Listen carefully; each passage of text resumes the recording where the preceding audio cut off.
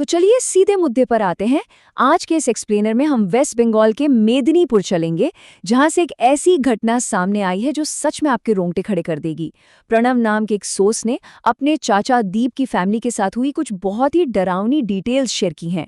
और ध्यान रहे, ये कोई आम हॉरर स्टोरी नहीं है। ये इस बात का एक प्रॉपर एनालिसिस है कि जब इंसान की जिद और पुरानी स्थानीय मान्यताएं आपस में टकराती हैं तो कैसे पूरा परिवार हिलकर रह जाता है। अब जरा इस बारे में सोचिए, क्या होगा अगर कोई अपने सपनों का घर ठीक किसी अदृश्य शक्ति के रास्ते के बीचों बीच बना ले। देखिए, ये कहानी न सिर्फ डराने के लिए नहीं है, बल्कि ह्यूमन ईगो और लोकल मान्यताओं के बीच टकराव की एक बहुत ही अजीब केस स्टडी है।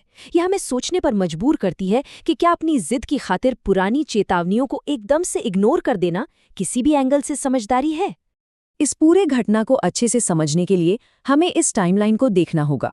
मेदिनीपुर का ये खौफनाक सिलसिला 1995 में शुरू हुआ, जब नए घर का कंस्ट्रक्शन स्टार्ट हुआ। 1996 आते आते वहां अजीबोगरीब और ना समझ आने वाली चीजें बढ़ने लगी, और 1997 तक आते आते तो परिवार पर एक भयानक ट्रेजेडी टूट पड़ी, जिसका अंत एक बहुत ही इंटेंस तांत्रिक अनुष्ठान से हुआ। ये पूरे 3 साल का बहुत ही लंगा और दर्दनाक सफर था। तो चलिए इसका बैकग्राउंड समझते हैं। ये 200 बीघा जमीन वाला एक बहुत ही संपन्न परिवार था, जो गांव में एक जॉइंट फैमिली की तरह रहता था। लेकिन फिर दीप चाचा ने डिसाइड किया कि उन्हें अलग होना है। उनकी एक अजीब सी जिद थी कि उन्हें मेन घर से करीब 600 मीटर दूर एकदम अकेले धान के खेत के बीचों बीच अपना एक स्क्वायर शेप का घर बनाना है। परिवार वालों ने बहुत समझाया, बार बार वार्निंग दी कि इतनी सुनसान जगह ठीक नहीं है, पर दीप चाचा कहाँ मानने वाले थे। और अब यहाँ से प्रॉपर्टी की ज्योग्राफी को थोड़ा ध्यान से समझते हैं। यहाँ 3 मेन चीजें हुईं। पहला, घर के नॉर्थ ईस्ट में एक नया तालाब खोदा गया। दूसरा, घर की जो वेस्ट डायरेक्शन यानी पश्चिमी दिशा थी, उसे एकदम संकरा छोड़ दिया गया।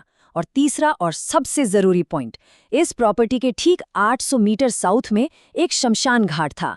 यही ज्योग्राफी आगे चलकर इस पूरे नाइटमेयर का सेंटर बनने वाली थी। अब जब कंस्ट्रक्शन शुरू होने से पहले भूमि पूजन हुआ, तो वहां जो पंडित जी आए थे, उन्होंने जमीन देखते ही तुरंत एक बड़ा वास्तु दोष पकड़ लिया। वास्तु तो हम सभी जानते हैं, जो वास्तुकला और प्रकृति को दिशाओं के साथ जोड़ता है। पंडित जी ने साफ साफ वार्निंग दी कि प्रॉपर्टी का जो पश्चिमी हिस्सा संकरा छोड़ दिया गया है ना, वो एक्चुअली पहले से किसी के द्वारा ऑक्यूपाइड है। वो किसी के आने जाने का रास्ता है। पंडित जी ने बिल्कुल क्लियर शब्दों में कहा, पश्चिम की तरफ जो जगह आपने छोड़ी है वो किसी का पैसेज है। बेहतर होगा आप घर को थोड़ा पूर्व की तरफ शिफ्ट कर ले। लेकिन दीप चाचा थोड़े हार्डकोर स्केप्टिक थे। उन्हें इन सब चीजों पर बिल्कुल विश्वास नहीं था। उन्होंने इस वार्निंग को हवा में उड़ा दिया। उन्हें लगा पंडित जी बस और पूजा पाठ करवा के पैसे निकलवाना चाहते हैं। अब यहाँ से चीजें सच में बहुत अजीब होने लगती हैं। एक तरफ घर का बाकी कंस्ट्रक्शन बिल्कुल स्मूथली चल रहा था, पर वो वेस्ट वाली दीवार, वहां अलग ही खेल चल रहा था। मजदूर दिन में दीवार बनाते और रातों रात वो रहस्यमय तरीके से गिर जाती। ये कई बार हुआ। हद तो तब हो गई जब दीप चाचा ने खुद रात भर उस दीवार के पास पहरा दिया। फिर भी अगली सुबह उसमें दरारें मिल ही गईं। मतलब कोई तो था जो उस रास्ते को खुला रखना चाहता था। खैर, घर बनकर तैयार हुआ और गृह प्रवेश के लिए पंडित जी वापस आए। जब उन्होंने कंस्ट्रक्शन देखा तो वो बहुत गुस्से में आ गए। उन्होंने तुरंत उस पश्चिमी दीवार पर एक प्रोटेक्टिव यंत्र लगाया और बहुत स्ट्रिक्ट वार्निंग दी। उन्होंने कहा कि इस पश्चिमी रास्ते पर गलती से भी कोई चीज मत रखना, इसे एकदम क्लियर छोड़ना। पर पता है क्या हुआ? सर्दियों में कटाई के बाद दीप चाचा ने अपना धान उसी दीवार से सटाकर रख दिया। रूल दोबारा टूट गया। और यही वो पॉइंट था जहां सब कुछ कंट्रोल से बाहर हो गया। डिटेल्स के मुताबिक वो 2 धान के बंडल जो उस जमा देने वाली ठंडी वेस्ट दीवार से लगे थे, उनमें अचानक से आग लग गई। उनमें से धुआं उठ रहा था। जब दीप चाचा के बड़े भाई ने उन्हें किसी छड़ी से छुआ तो वो पलक झपकते ही राख बन गए, और उस दीवार के पास का टेम्परेचर अचानक इतना गिर गया था कि वहां हड्डियां कंपा देने वाली ठंड थी। ये कोई नॉर्मल आग बिल्कुल नहीं थी। इस कड़ाके की ठंड और आग की घटना के बाद दीप चाचा ने डिसाइड किया कि वो रात में पहरा देंगे। ठीक आधी रात को उन्हें अपनी खिड़की के पास से एक अजीब सी बूढ़ी औरत गुजरती हुई दिखी। जब उन्होंने जोर से पूछा, कौन हो तुम और मेरे घर के पास क्या कर रही हो, उस औरत ने कोई जवाब नहीं दिया। और सबसे अनसेटलिंग बात पता है क्या थी? उसने एक पूरी तरह भीगी हुई साड़ी पहनी थी और उसके पास से कच्ची मछली की बहुत तेज बदबू आ रही थी। वो बस चुपचाप मेन गेट की तरफ निकल गई। इस एनकाउंटर के बाद परिवार में भयानक नेगेटिविटी छा गई। लोगों की तबीयत खराब होने लगी, बिजनेस डूबने लगा। तब उन्होंने कोलकाता से एक तांत्रिक को बुलाया। उसने सभी फैमिली मेंबर्स की कलाई पर काली माता का धागा बांध दिया। ये बेसिकली एक प्रोटेक्टिव थ्रेड होता है जो बुरी शक्तियों से बचाता है। सच कहें तो इसके बाद आने वाले 3 महीने परिवार के लिए काफी शांत और नॉर्मल गुजरे। पर शायद वो एक भयानक तूफान से पहले की शांति थी। ध्यान से सुनिए क्या हुआ। एक दिन उनका बेटा तालाब में नहाने गया था। माँ ने देखा कि बेटा गीले पैरों से चलकर घर के अंदर अपने कमरे में जा रहा है। वो डांटने के लिए पीछे पीछे गई, पर कमरे में कोई था ही नहीं और उस मिट्टी के फर्श पर किसी भी गीले पैर का कोई निशान नहीं था। ये सबसे खौफनाक मोमेंट था, क्योंकि ठीक उसी वक्त बाहर से शोर मचा कि उनका असली बेटा तालाब में डूब चुका है।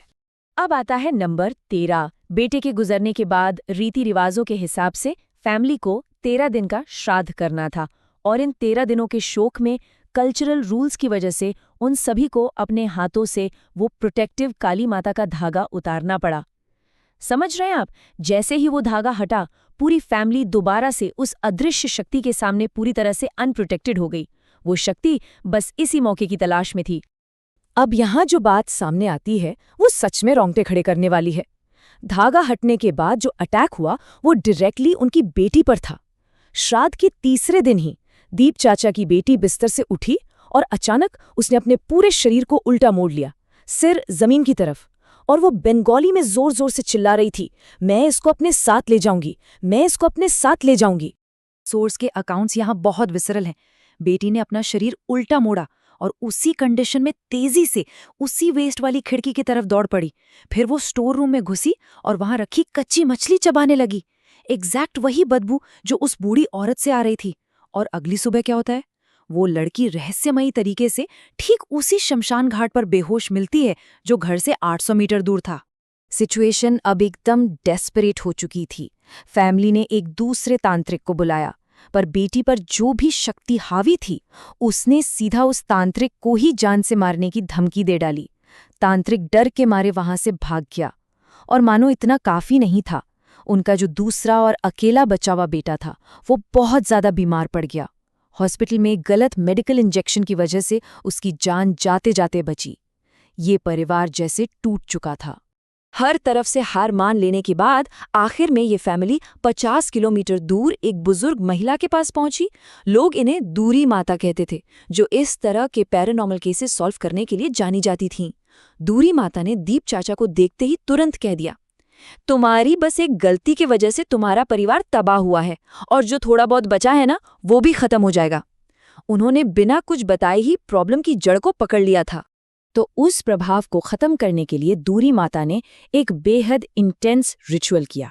उन्होंने घर के पीछे वाले तालाब में एक लाल कपड़ा फेंका, और पता है, कपड़ा पानी में जाते ही सफेद बुलबुले उठने लगे और एक बर्फीली हवा चलने लगी। इसके बाद 4 काले मुर्गों की बलि दी गई। उनका खून मिट्टी के बर्तनों में इकट्ठा किया गया और फाइनली उन्होंने 4 कीलें खून में डुबोकर घर के चारों कोनों में गाड़ दी, ताकि घर को प्रोटेक्ट किया जा सके। तो सबसे बड़ा सवाल यह है कि आखिर वो एंटिटी थी क्या? दूरी माता ने क्लियर कर दिया कि वो एक जोखी या जलचर था। बंगाली माइथोलॉजी में ये ऐसी वाटर स्पिरिट्स होती हैं जो हर दिन तालाब से निकलकर सीधे शमशान घाट तक ट्रैवल करती हैं। अब सोचिए, दीप चाचा का नया घर और वो वेस्ट की ब्लॉक की हुई दीवार एकदम ठीक उस जलचर के रोज आने जाने के रास्ते पर ही बनी थी। अब चलिए इस पूरी पजल को एक साथ जोड़कर देखते हैं। जब दीप चाचा ने वेस्ट की दीवार बनाई तो उस एंटिटी ने अपना रास्ता साफ रखने के लिए उसको गिरा दिया। जब वहां पंडित ने यंत्र लगाया तो गुस्से में आकर स्पिरिट ने धान ही जड़ा दिया। और जब पूरा घर बन गया और शमशान जाने का रास्ता ब्लॉक हो गया, तब प्रतिशोध की आग में उस एंटिटी ने परिवार के सदस्यों को ही अपना शिकार बनाना शुरू कर दिया। तो इस पूरे एक्सप्लेनर के एंड में हमारे सामने एक बहुत बड़ा सवाल आता है। आज की इस मॉडर्न साइंस और लॉजिक की दुनिया में क्या हम वाकई उन अनदेखे पुराने रास्तों को अपने ईगो में पूरी तरह से इग्नोर करने का रिस्क उठा सकते हैं? ये बंगाली फोकलोर सिर्फ एक डरावनी कहानी नहीं है। ये इस बात का क्लियर सिग्नल है कि जब नेचर के अनसीन रूल्स और इंसान की जिद टकराते हैं तो क्या हो सकता है। इस विश्लेषण में हमारे साथ जुड़े रहने के लिए बहुत बहुत शुक्रिया।